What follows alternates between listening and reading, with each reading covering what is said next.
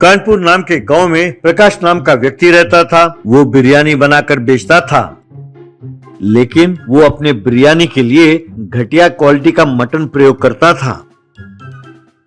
लेकिन लोग बेचारे उसी के पास मटन बिरयानी खरीद कर खाते थे। एक दिन नायक नाम का व्यक्ति प्रकाश के पास आया और बिरयानी देने को कहा। प्रकाश ने उसे बिरयानी दिया। उसे खाकर नायक,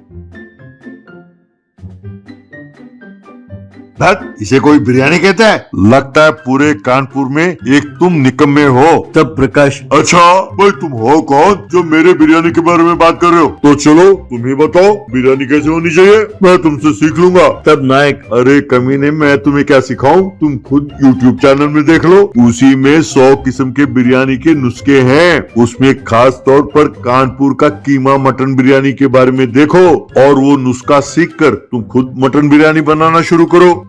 तब प्रकाश, अरे अगर तुम जैसे कह रहे हो मुझे वो YouTube देखकर बिरयानी बनाना पड़े तो उसमें इतना सारा घी डालकर बढ़िया मटन डालकर बनाऊंगा तो बस मेरा तो हो गया बेड़ा गर्क। यहाँ लोग इतने पैसे नहीं खर्च करते।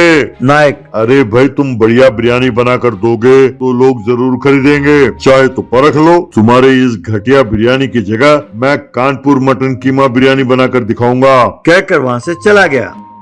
यूं कुछ दिनों बाद नायक ने प्रकाश के दुकान के पास ही कीमा मटन बिरयानी का दुकान खोला।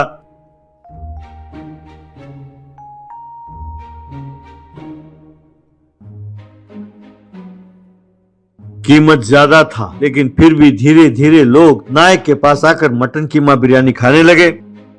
इस तरह कुछ ही दिनों में प्रकाश का धंधा एकदम ठप पड़ गया। नायक के पास लोग आकर बिरयानी खाने लगे।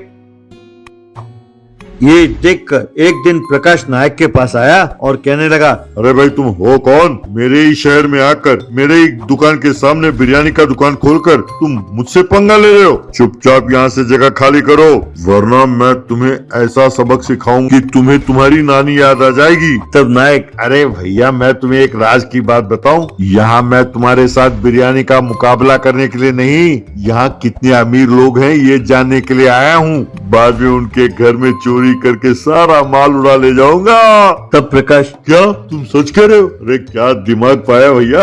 अरे मैं पहले ही जानता था कि तुम में है कुछ। यार एक काम करो, मुझे भी अपने गैंग में शामिल कर लो, मुझे भी थोड़ा हिस्सा दे देना यार। बाद में तुम यहाँ से चले जाओगे, मैं फिर अपना बिरयानी बेचना शुरू कर दूंगा। तब नायक, अरे भैया मैं नहीं जानता था कि तुम यूं मेरे साथ जुड़ जाओगे। भाई हो ना हो तुम में भी चोर छुपा बैठा।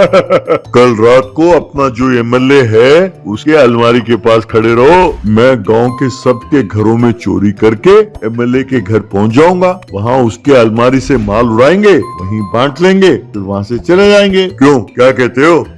तब प्रकाश, अरे वाह क्या आइडिया है, मैं वहीं इंतजार करूंगा, जल्दी आ जाना। कहकर वहां से चला गया। इस तरह उस रात को प्रकाश चुपके से MLA के घर गया। उसके घर में जाकर अलमारी के पास उनका इंतजार करने लगा। यूं काफी देर तक इंतजार करने के बाद जब नायक नहीं आया तो प्रकाश बेसब्र होकर MLA के घर के अलमारी को खोला। उसकी आवाज सुनकर MLA जागा। तब प्रकाश वहां से भागने लगा। तब घर के लोग और MLA के कुत्ते प्रकाश का पीछा करने लगे और उसे पकड़कर खूब मारने लगे। बाद में MLA ने पुलिस को बुलाया। पुलिस आकर प्रकाश को लेकर चली गई।